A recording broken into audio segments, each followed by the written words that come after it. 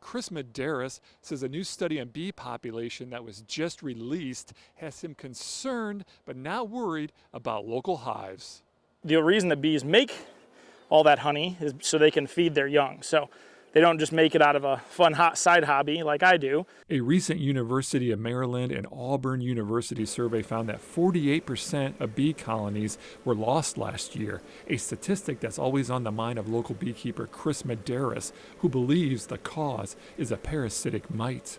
So what's been introduced in the last couple decades is something called the varroa mite. The mite is a flat creature that crawls on a bee and attacks with a virus. We are actively watching our hives for them. We are checking our hives for them. We are treating them at least 1 to 2 times a year, depending on the levels. If this is not done, the entire hive could be killed by the virus. So when you check a hive in the spring, it might come up a couple of varroa mites, but by the fall, you're looking hundreds in a single hive.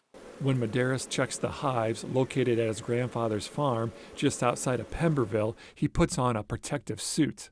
It has multiple layers of screening and mesh, and the only reason I wear this is just to prevent myself from taking an accidental sting. Medeiros reminds us how important bees are to the ecosystem. Food crops, whether that's crops for animals and just nature in general. I mean, they really carry a lot of the ecosystem that people don't think about. Right now, being the honey flow in Ohio, they are quite literally busy as a bee. So they are making honey, honey, honey. In Pemberville, J.D. Pooley, 13 Action News.